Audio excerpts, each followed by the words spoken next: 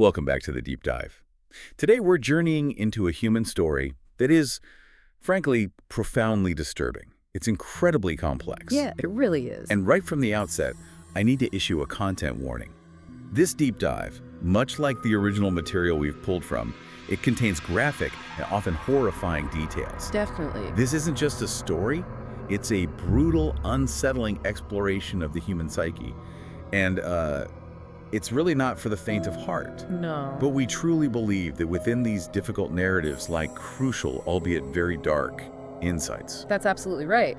While the specifics of this case are, well, undeniably difficult to process, these types of stories often serve as unsettling mirrors, don't they? Reflecting uncomfortable truths back to us. They illuminate aspects of human psychology, the devastating impact of trauma, and critically, the societal structures that either fail or sometimes succeed in intervention. Right. Our core mission today isn't to sensationalize, but to methodically extract understanding from what, at first glance seems incomprehensible. To find those nuggets of knowledge. Exactly, to uncover those vital nuggets of knowledge, even in the darkest corners. And the central figure in this harrowing account is Frank Gust, born on May 24th, 1969, in a small German town called Alberhausen.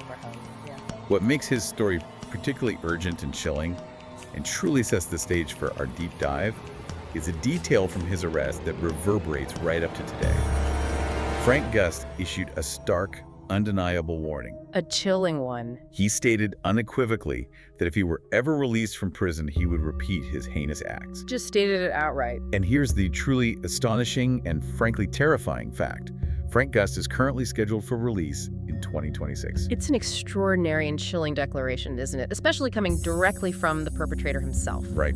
Yeah. This isn't some theoretical case study locked away in the past.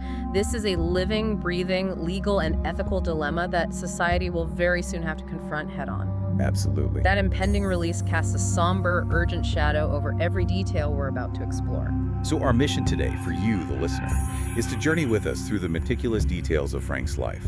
We've sifted through a mountain of material, primarily a comprehensive YouTube transcript, to pull out every critical piece of information. Every relevant detail. Our goal is to truly understand the complex trajectory that molded him, to identify the contributing factors, the potential turning points, and most significantly, the numerous missed opportunities for intervention.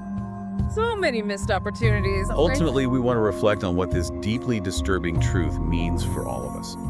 This won't be an easy listen, but it will be a methodical exploration designed to leave you with a more profound, albeit difficult understanding. Okay, let's unpack this. #tag deep dive into Frank Gust's life and crimes, the genesis of trauma, early childhood, 1969, 1977. We're starting at the very beginning with Frank Gust's early childhood, roughly from 1969 to 1977. Right back at the start. And even here, the narrative begins with a truly grim picture, right from his birth and immediate abandonment. Indeed. Frank was born on May 24th, 1969 in Alberhausen, Germany. His biological father described as a severe alcoholic. Yep. He didn't even bother to visit Frank's mother, Dagmar, or the newborn in the hospital for 3 full days after his birth. 3 days? Wow. Yeah. This act of immediate neglect deeply upset Dagmar and her family, who strongly urged her to divorce him. I can imagine. She did when Frank was only 3 months old, so that set the stage for a really unstable foundation. So right out of the gate, Frank enters a single-parent household. Yeah. His mother, Dagmar, had custody of him and his older brother. That's right. And it sounds like his grandmother initially stepped in to provide some much-needed support. Okay, that's something. She did, providing what was a crucial, albeit temporary, period of stability for the young family. Temporary, though. Exactly.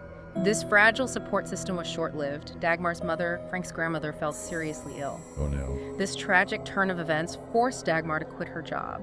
She just couldn't juggle work with the demanding care required for her ailing mother and her 2 very young children. So the finances just collapsed. Completely. Financially, it was catastrophic. She simply couldn't afford the necessary medical care for her mother and support her children. This immense financial and emotional strain led to an incredibly difficult, almost impossible decision. And that decision, if Frank was so young, less than a year old. Not even 1 year old. That decision sent him to an orphanage. An orphanage.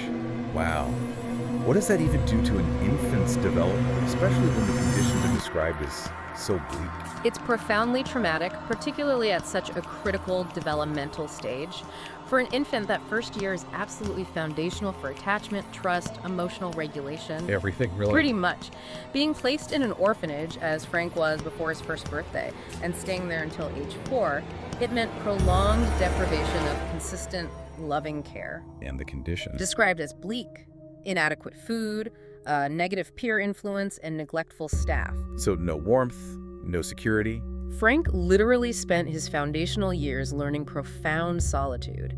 He learned what it meant to be alone, lacking the consistent familial love and affection that are absolutely critical for healthy psychological and neurological development. That absence of connection. This absence of early attachment isn't just a detail, it's a recurring theme, you know? In the origins of many complex behavioral issues, it often leads to an inability to form deep emotional bonds or develop empathy later in life. It's heartbreaking to imagine the internal world of a child shaped by that kind of isolation. Yeah. Then, at age 4, there was a brief reprieve, a return to family. Yes, a moment of fleeting warmth. Dagmar, through diligent work and saving, managed to accumulate enough money to buy a small home. Okay.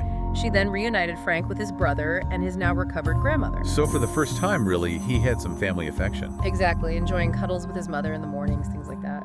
This must have been a stark, almost bewildering contrast to the cold, impersonal environment of the orphanage. Like a glimpse of a different world. A glimpse, yeah, but one he hadn't really been equipped to navigate. And this return to family also brought its own profound challenges, especially when he started school. Precisely. Frank struggled significantly in school, and the reasons are deeply rooted in his early experiences. Having been deprived of consistent early familial love and social interaction, he was understandably quiet, unable to integrate with his peers, Which made him a target. an easy and unfortunately constant target for bullying. And it's here, at the tender age of 5, that we encounter one of the earliest and most brutal instances of sexualized trauma he endured. At 5. God. His peers subjected him to a horrific act of humiliation, pulling down his pants, applying ice cream to his genitals, and then, in a truly grotesque act, having a stray dog lick it off. This incident is detailed as a deeply scarring event, cementing a sense of violation and powerlessness. That's just horrific. And just when you think it couldn't get any worse for this child, at age 8, his mother remarried. And this new stepfather, unnamed in the material, sounds like he brought an entirely new layer of terror to Frank's life. He did, ushering in another chapter of profound abuse. The stepfather is described as brutal and utterly controlling, Controlling how? dictating every single aspect of their lives, right down to their meals. This tyranny caused immense suffering for everyone in the household: Dagmar, the children, the grandmother. So much suffering that. It became so unbearable, so oppressive, that the grandmother and Frank's older brother eventually left the household. They sought refuge from the stepfather's suffocating control. So it was just Frank, his mother, and the stepfather remaining. The material says Frank's life became a living hell. A literal living hell, yeah. Devoid of any safety or comfort. He was subjected to severe, often arbitrary beatings for even minor infractions like bedwetting. Which is often a stress response in kids anyway. Exactly. This instilled deep, complex psychological trauma, forcing him into an unnatural state of discipline where any childish acts were strictly forbidden. He had to suppress everything. Learned to suppress his natural childhood impulses, emotions, needs out of sheer terror. What's truly disturbing here, and a theme that reemerges throughout his life, is the consistent lack of effective intervention or protection from his mother, Dagmar. She didn't protect him. The material highlights this profound absence of protection, leaving Frank completely exposed to this unrelenting formative abuse. This kind of chronic, unpredictable trauma can literally reshape a developing brain. How so? It profoundly affects emotional regulation, self-worth, the capacity for healthy relationships, sometimes leading to dissociative states or the development of severe antisocial personality traits. 2, the descent into deviance, animal cruelty and necrophilia, 9 years, 16 years. So having endured that devastating foundation of trauma and neglect in his early childhood, we now track Frank Gust's horrifying descent into deviance. This period spans roughly from age 9 to 16. A critical period. And it all begins with what the material pinpoints as a pivotal turning point, the Piglet incident. This incident is absolutely crucial. It marks a clear, chilling shift in Frank's psychological landscape.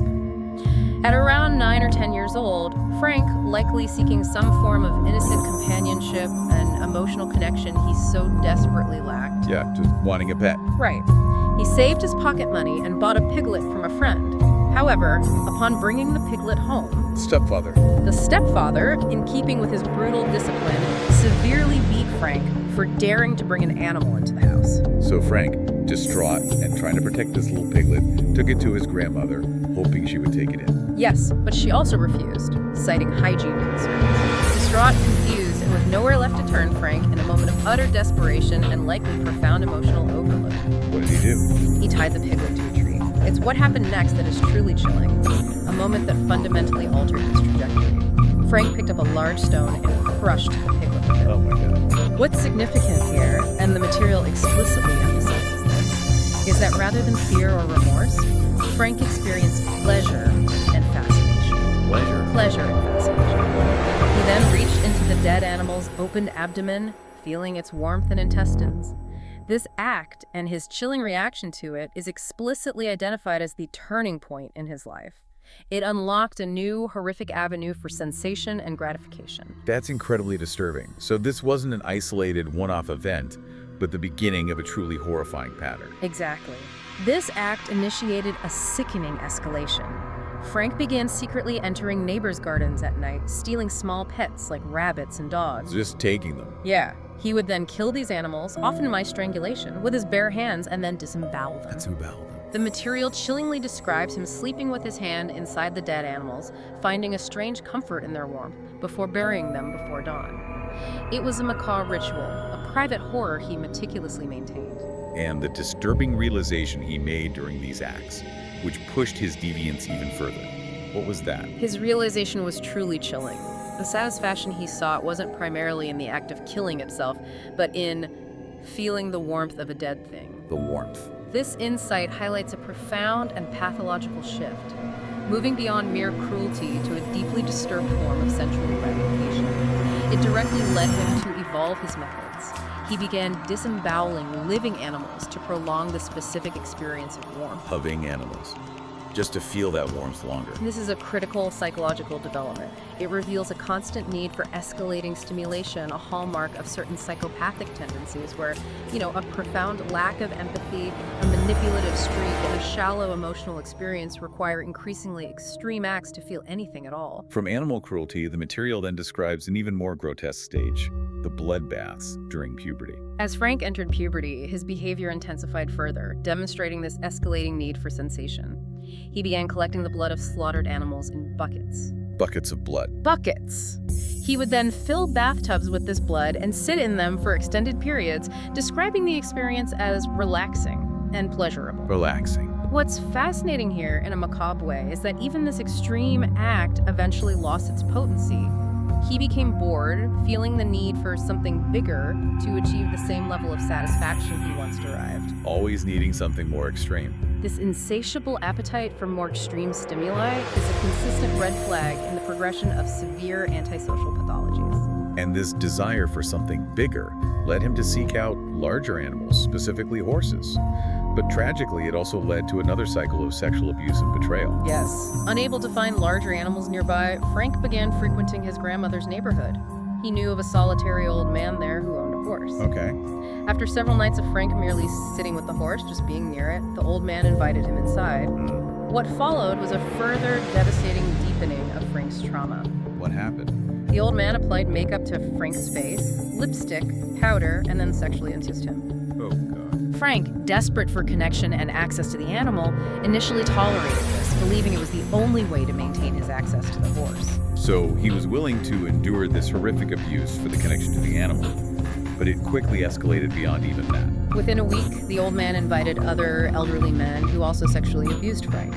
This escalated his trauma significantly, deeply affecting his already fragile mental state. Just systematic abuse. He was being systematically used and abused, caught in a horrific cycle that mirrored the powerlessness he experienced with his stepfather. This incident was a major blow to his psyche, cementing a sense of betrayal and further eroding any capacity for healthy human connection. By age 15, Frank, feeling utterly ignored and uncared for by everyone around him, He ran away. Ran away from home and sought refuge in a youth shelter in Alberhausen. What was his mother's reaction when the shelter contacted her?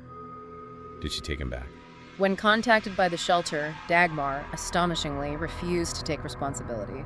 She told the shelter it was their duty to care for him. Just washed her hands of him. Seemingly. Frank, in a chilling display of his emotional detachment and perhaps a warped sense of relief, actually perceived this as freedom. Freedom.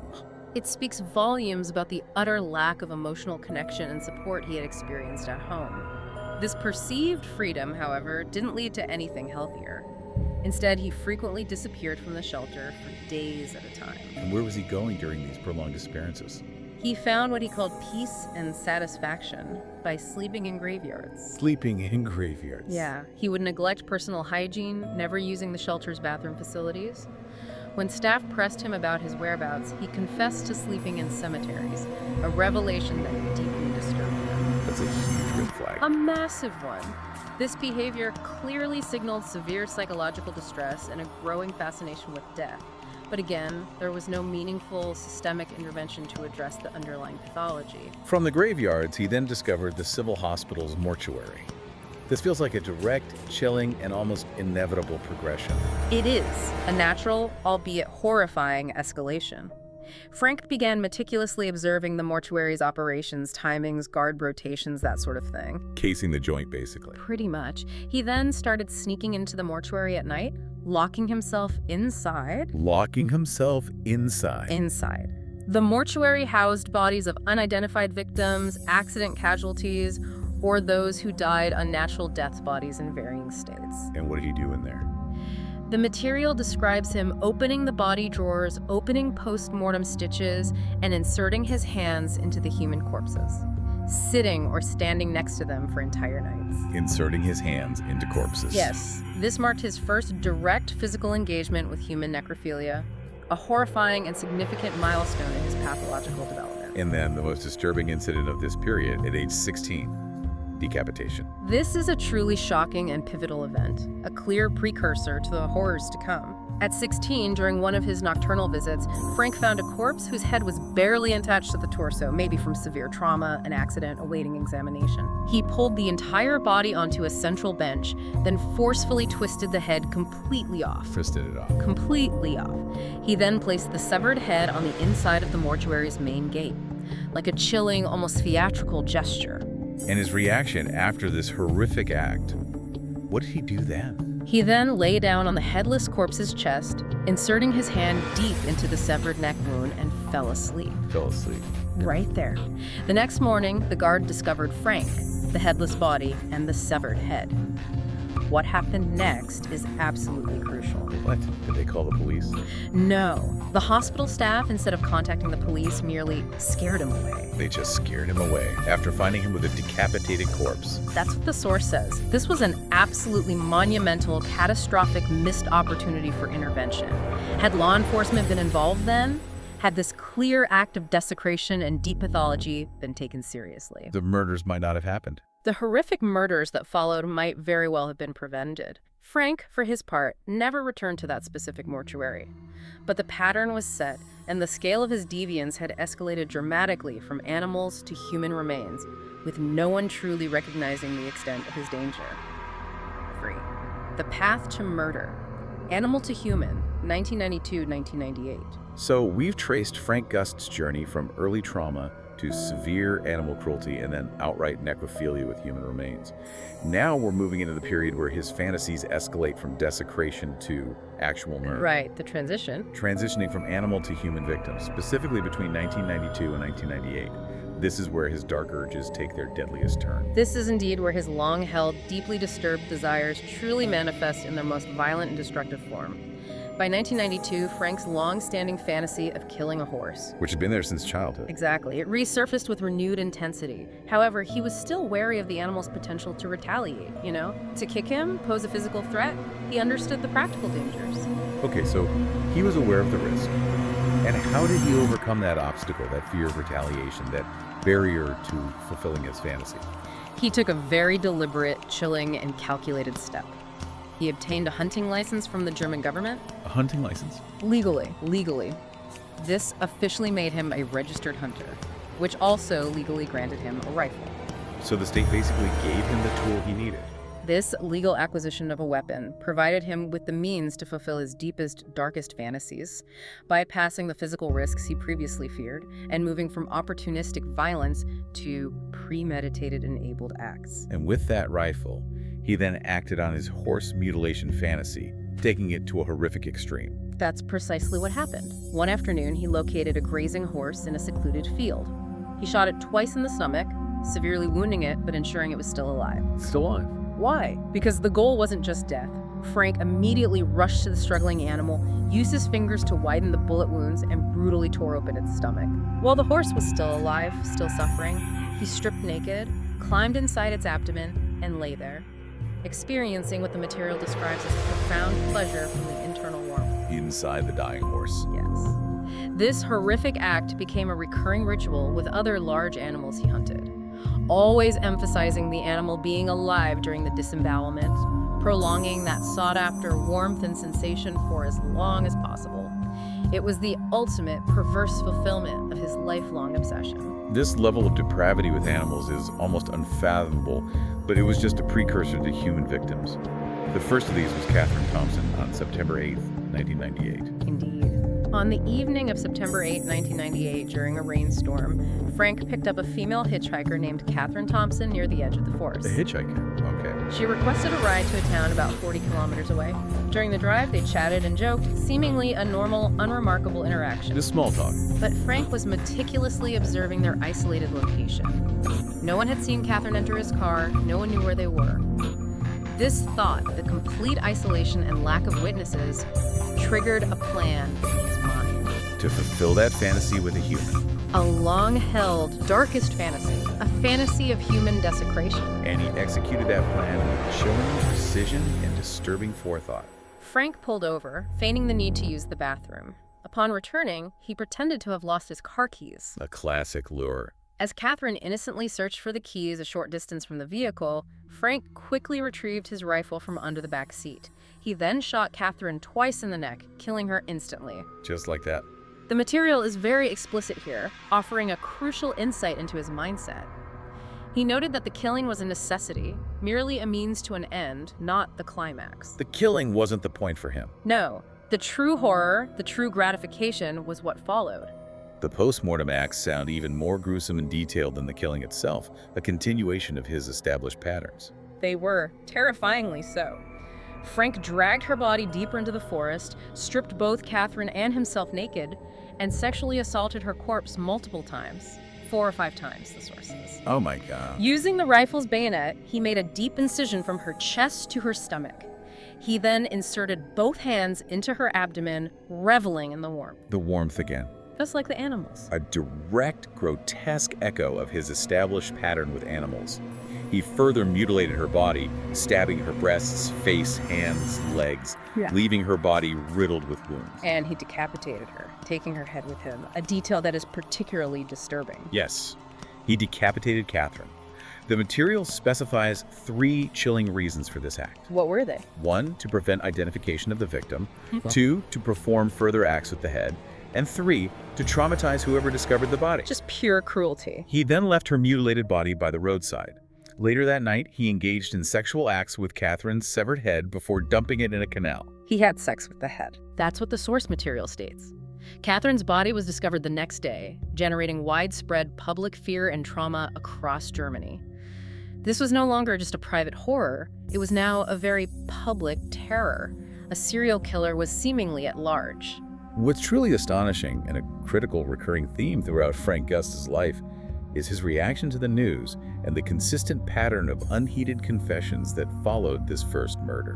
What's fascinating and deeply unsettling here is that Frank derived comfort from the news report. Comfort. Feeling validated by the public's fear and the attention generated by his monstrous act, he actually confessed the murder to his girlfriend, Elsie. He told his girlfriend. Told her, showed her Catherine's ID card, and even took her to the crime scene where blood was still visible. And what did Elsie do? Elsie, however, dismissed it as a sick prank, believing he had staged the blood. She didn't believe him, even with the ID in the blood. Didn't believe him. This speaks to a profound human tendency towards normalcy bias or cognitive dissonance. People often struggle to reconcile the person they know or want to know with a horrific truth. It leads to outright denial. And then he went to his own mother. Yes. Frank visited his mother, Dagmar. During a tarot card reading, Dagmar repeatedly drew the death card. Okay, spooky. Frank saw this as a sign, an opening, and confessed Catherine's murder in explicit, horrifying detail. He told his mother everything. Everything. Dagmar, like Elsie, disbelieved him, dismissing it as a morbid joke. His own mother didn't believe him either. It's an incredibly sad and frustrating detail. His own mother, despite maybe seeing warning signs over the years, couldn't or wouldn't fathom the truth of her son's confession. And the disbelief didn't stop there. No, it continued to a critical level. Dagmar later confided in a police friend about Frank's confession. He told a cop. Yes. But the police friend also dismissed the confession. He cited his long acquaintance with Frank and his unwavering belief that Frank was simply incapable of such acts. Even a police officer dismissed it. Dismissed it. This pattern of consistent disbelief, despite Frank's explicit, detailed confessions, even offering physical evidence or taking people to the crime scene, is critical. He was practically screaming for help in a twisted way. He was literally telling people what he was doing, almost begging to be stopped, but no one believed him or took him seriously. This raises an important question. How many opportunities were tragically missed to intervene before the body count continued to grow? 4. The family man facade and further horrors, post-1998. It's truly baffling how Frank Gust's explicit confessions were consistently dismissed, a pattern that continued even as he built a new life. Astonishing, really. And after Catherine Thompson's murder, we see him adopt a complete facade, becoming what the material describes as a proper family man, even as the unspeakable horrors continued in secret. Absolutely. Frank managed to secure a job at a local store where he met a woman named Ruth. Okay, Ruth. They began dating, married, and had a daughter. He rented a home, carefully cultivating an image as a well-regarded, proper family man, actively participating in community celebrations. Playing the part perfectly. This is a classic characteristic of many serial offenders. The chilling ability to compartmentalize their lives, presenting a completely different, often charming persona to the outside world. The mask of sanity, as it's often called. All while secretly continuing his fantasies. Secretly continued his animal mutilation fantasies, hiding them completely from his wife and daughter. The mask was perfectly in place. So his dark fantasies were still very active, but they started to bleed into his intimate life with Ruth, even if she didn't fully understand the true, horrifying meaning behind his words. Precisely. During intimate moments, Frank repeatedly told Ruth, "I want your heart in my hand." I want your heart in my hand. Wow. Ruth, tragically and understandably, misinterpreted this as a poetic, passionate expression of romance. She couldn't possibly imagine the literal, horrific intent behind his words or the depths of his pathology. How could you? Exactly. Eventually, Frank confessed to Ruth that he could not be intimate with her because his mind was fixated on Catherine. He told Ruth about Catherine. He recounted the full, brutal story of Catherine's murder, detailing everything. But once again, Ruth, like Elsie and Dagmar before her, refused to believe him. Still, after all that, Refused, seeing him as a good husband and father, simply incapable of such evil. The disbelief is a recurring, heartbreaking refrain. It's a testament to how difficult it is to accept the monstrous in someone you know and love. then came the second human victim, Svina Dahmer, likely around 2000-2001. Frank drove to the red light district and picked up Svina Dahmer, a 30-year-old sex worker. She was heavily intoxicated and fell asleep in his car. Okay. He drove her to a secluded forest area. He awoke Svina, moved her to the back seat, and initiated sexual intercourse. And During the act, he retrieved his rifle and shot Svina twice in the head, killing her instantly in her sleep. He reported feeling profound relaxation after this act. profound relaxation after murdering someone during sex. This profound relaxation after such a heinous act is something many listeners would struggle to comprehend. But it's a common indicator in cases of this nature. It reveals a complete absence of typical human emotional responses like remorse. Instead, it's a release of tension, a perverted satisfaction of a dark urge. And the post-mortem acts with Svina were even more extreme, fulfilling an earlier fantasy he had harbored. Yes. Frank again used the rifle's bayonet to make a deep incision from Svina's chest to her stomach, meticulously exposing her internal organs. Oh, God, the details. In a truly grotesque act, he pulled out her intestines and wore them around his neck, finding intense pleasure. Or her intestines around his neck. That's what the source indicates. He inserted his hands into other organs, the liver, spleen, stomach, for further gratification. Reaching deep into her chest cavity, he pulled out Svina's heart. The heart. Feeling its warmth and finally fulfilling that long-awaited fantasy, the literal meaning behind his earlier words to Ruth, "I want your heart in my hand." He literally held her heart in his hand. This was the culmination of a perverse desire, now realized. After the heart cooled, he severed its connecting vessels, dismembered Svina's body, head, limbs, and arranged the torso, separate limbs, and heart by the roadside. He arranged the body parts. I arranged them. He took Svina's head with him again for similar disturbing reasons as with Catherine. Exactly. He took Svina's head, again aiming to shock and traumatize whoever discovered the body. He subsequently engaged in brutal sexual acts with Svina's severed head, With the second head, too. penetrating the neck and performing oral acts with the blood-filled mouth before discarding it in the same canal he used for Catherine's head. The same canal. When Svina's body was discovered, police immediately linked it to Catherine's murder due to the horrifying similarities in mutilation. It confirmed unequivocally that a serial killer was at large. No witnesses saw Svina entering the car, and public fear intensified significantly across the region. While the police and public were gripped by fear trying to catch this elusive killer, Frank was already conceptualizing something even more terrifying: the bomb fantasy. This illustrates his escalating depravity and insatiable, almost architectural, need for greater, more extreme stimulation. Frank conceived an even more brutal fantasy: inserting an explosive device into a woman's private parts and detonating it during sex. Detonating a bomb Yes. inside someone. Yes. He became so serious about this that he treated it as a meticulous project, researching bomb-making techniques, gathering materials, and eventually constructing a prototype bomb.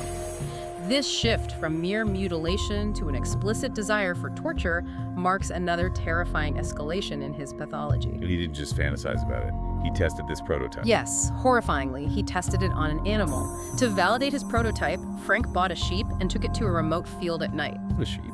He inserted the explosive rod into the sheep's private parts. He then sat before the sheep, speaking to it as if it were a woman, before detonating the device. Oh my God, what happened? The explosion was so powerful that the sheep was, in his words, literally wiped off the face of the earth. Gone. This horrific test solidified a profound shift in his focus. From seeking a particular sensation or fulfilling a necrophilic fantasy, his desire had evolved into the explicit pursuit of torture. Following this, he began diligently collecting torture implements. What kind of it? Duct tape, various knives, scissors, needles, and large awls, preparing for the ultimate sadistic act. Which brings us to his third human victim, Sandra Ostwich, on June 20th, likely in 2001. An incident that takes an unexpected turn. On June 20th, Frank drove to the red light district and picked up Sandra Ostwich, who was 26 years old. He drove her to a secluded area, stopped, and asked to tie her up. And she agreed. Sandra, assuming it was a client's specific fantasy and likely motivated by an increased fee, agreed. Frank used cable ties and ropes from his toolbox to bind her hands and feet securely to the car's interior, completely immobilizing her. He then used blades to cut off her clothes. What's remarkable here is Sandra's continued belief that this was part of a sexual fantasy, even as Frank's threats escalated. It highlights the profound psychological disconnect of a victim unable to grasp the true danger. It does. During their intimate encounter, Frank whispered brutal threats, stating his desire to rip her open from top to bottom and put her heart on her eyes. Jesus. Sandra, according to the material, still believed these were mere words, part of the fantasy, a role play. This inability to perceive the true danger, even when it's explicitly stated, is a tragic element we often see. A victim's normal understanding of human behavior is catastrophically misaligned with the perpetrator's pathology. But then there was an unexpected, almost bewildering turn of events, a momentary break in his pattern. Suddenly, Frank stopped. He pulled out his rifle, placed it against his own throat, and repeatedly urged Sandra to shoot him. He wanted her to kill him. That's what he urged her to do. Terrified and bound, Sandra pleaded for him to release her. Frank then, inexplicably, untied her. He let her go? He untied her. With her clothes torn, Sandra fled the car and began running away. Frank exited the car, raised his rifle, and shot Sandra 3 times from behind, killing her instantly. He shot her in the back as she ran away. 3 times. And his actions after Sandra's death were markedly different from his previous victims, a noticeable deviation from his usual modus operandi.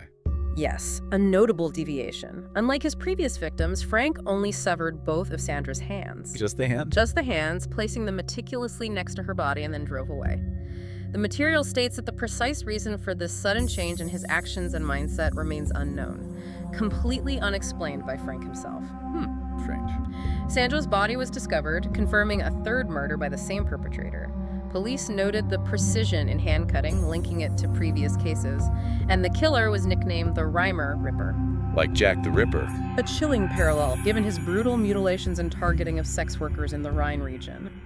This change in MO, his modus operandi, for the third victim, even as the brutal nature remained, adds another layer of complexity to his psychological profile. Was it an evolving fantasy? A deliberate attempt to confuse investigators? Or something else entirely? We just don't know. V. Confession, Arrest, and Aftermath, post-June 2001. The public and police were in a state of terror, trying desperately to understand and capture the Rhymer Ripper. Yet, despite all these horrors, and despite his repeated attempts to confess, Frank Gus continued to evade capture. Still walking free. This brings us to the final, critical phase of his story: the confession, arrest, and aftermath, beginning with the tragic disappearance of his Aunt Geraldine. This segment is perhaps one of the most tragic and telling parts of the entire narrative. A devastating culmination of unheeded warnings.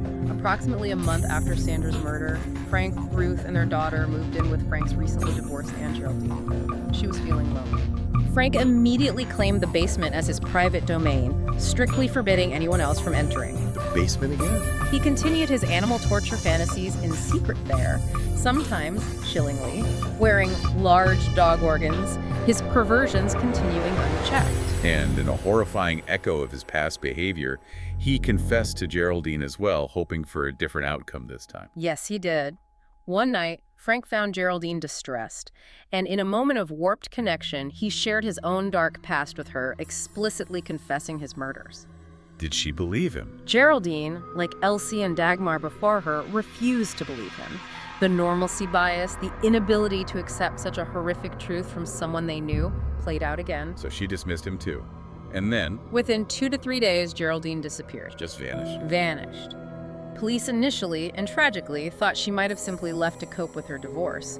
Frank was questioned, but at that time, no evidence was found to link him to her disappearance. But the truth of Geraldine's fate was far, far more sinister and horrifying. Absolutely. Frank, after yet another profound confession was dismissed, took Geraldine to the basement. Oh no. He showed her his horrific museum of animal skins and carcasses, a chilling tableau of his escalating pathology.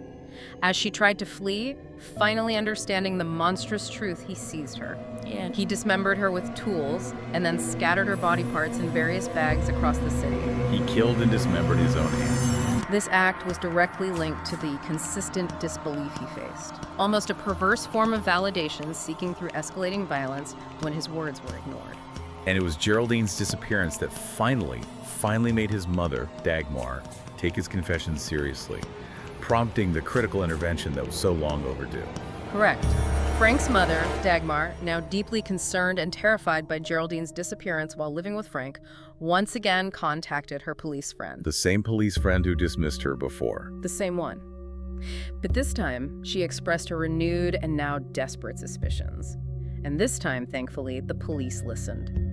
The cumulative weight of events, particularly Geraldine's disappearance, finally broke through the wall of disbelief. So after all these missed opportunities, all these unheeded confessions, it was the fourth victim and his mother's renewed persistence that finally led to his arrest. Yes. Under immense public pressure from the 3 unsolved murders and Geraldine's disappearance, police finally took Dagmar's suspicions seriously. Crucially, by this time, advances in DNA technology meant that semen samples found on the first 3 victims could finally be analyzed. Ah, the DNA. Police approached Frank politely, requesting a DNA sample. And his reaction was surprisingly open, almost a confession born out of relief. It was. Frank initially refused the DNA sample, but then unexpectedly he confessed. He uttered the chilling words, "You are looking for me. Wow. I wanted someone to stop me for so long, but you wouldn't believe me." He offered to detail everything. He just gave up, wanted it to be over. The profound moment, perhaps, of a killer wanting his secret to be out. wanting the cycle to end, even if he couldn't end it himself. A subsequent search of his basement confirmed his confessions. Animal skins, murder tools, bomb-making equipment. It was all there. Everything he described. Everything. Frank Gust was arrested in August 2001. His trial began almost immediately, and even in court, his behavior remained shocking and indicative of his profound detachment. Frank's trial began in August 2001. During proceedings, he shockingly pleaded with the judge for the death penalty. He asked to be executed. Yes. It's important to remember here that the death penalty had long been banned in Germany. Life imprisonment was the maximum sentence available. And his demeanor in court. He was notably jovial and communicative with the media during court appearances, again demonstrating that chilling disconnect from the gravity and horror of his crimes. He seemed almost pleased by the attention. And it was during this time that he issued that chilling public warning, the one we mentioned at the very top of our deep dive. He did. Frank issued a chilling, unambiguous public warning. If you keep me in jail, keep me forever. If you ever let me out, I will do it all again. Just laid it out there. He was sentenced to life imprisonment, but under German law, this typically includes eligibility for parole after a certain period, often 15 to 25 years. Which brings us back to... And here's the profound, unsettling truth that brings us back to our starting point. He is scheduled for release in 2026. What happened to his family and his life after this conviction? Ruth, his wife? Ruth divorced Frank, never truly receiving answers to her questions or understanding the unfathomable depth of his pathology. And prison. In prison, astonishingly, Frank remarried a new woman. He got married again in prison. Yes. He reportedly confessed all his crimes to her, and she remains supportive, visiting him and awaiting his release in 2026. She knows everything and is waiting for him. Wow. This detail is incredibly unsettling. It highlights the complex psychology of those drawn to such individuals, often seeing something in them that the rest of the world cannot. And his own mother, Dagmar, after years of disbelief, finally made a public plea, echoing Frank's own words. Yes. Frank's mother, Dagmar, held a press conference. She publicly pleaded for her son to remain incarcerated, explicitly declaring him a danger to society. His own mother is fighting to keep him locked up. It's a stark and painful contrast, isn't it? The public's perception of him as a monster, Frank's own explicit confessions and warnings of recidivism, and the desperate plea of his own mother, all weighed against the legal realities of his impending release. Yeah. It throws into sharp relief the challenges legal systems face in balancing the principles of rehabilitation with the absolute imperative of public safety, especially when the individual themselves is signaling an unequivocal intent to reoffend. #tag outro. We've now journeyed through the horrifying, almost unbelievable life of Frank Gust. From a childhood scarred by abandonment, profound neglect, and systematic trauma. Absolutely brutal start. Through an escalating path of severe animal cruelty and necrophilia to becoming a methodical serial killer, driven by a grotesque desire for extreme violence and desecration. And throughout this entire devastating trajectory, a consistent and deeply troubling pattern emerges. The repeated instances of unheeded confessions and missed interventions. So many times someone could have stepped in. From the bleak conditions of the orphanage, to the hospital staff who merely scared him away after the mortuary incident, to his girlfriend Elsie, his own mother Dagmar, and even a police friend, all were told, explicitly and often with evidence, what he was doing, what he was capable of. And they just didn't believe it. They dismissed his words as pranks or morbid jokes. It's a profound testament to how challenging it can be for the human mind to believe the unbelievable, even when confronted with it directly. It truly makes you wonder, what does an extreme case like Frank Gust reveal about the human capacity for cruelty? And how significant is the impact of such severe childhood trauma and neglect on adult behavior? Oh, hugely significant. His early life was a relentless cascade of devastating events, each one chipping away at any chance for normal development. Absolutely. The material paints a picture of a child literally starved of affection, brutalized by a stepfather, sexually abused, all before his teenage years. This deep, complex trauma clearly laid a foundation for profound psychological disturbances. And it raises critical questions about society's role, doesn't it? It does. Questions about the broader societal challenges in recognizing and responding to such severe psychological pathologies, especially when the individual themselves is, in their own twisted way, signaling their distress and their true dangerous nature. The consistent lack of belief in his confessions is almost as chilling as the acts themselves. It really is. It highlights a systemic blindness that allowed him to escalate unchecked. And now we're left with the looming reality of Frank Gust's impending release in 2026, coupled with his explicit, chilling warning that he will reoffend. It's a terrifying prospect. This presents a profound ethical and societal dilemma for us all. How do legal systems balance the principles of rehabilitation, which are central to modern justice, with the absolute imperative of public safety? Especially when someone says, "I'll do it again." Exactly.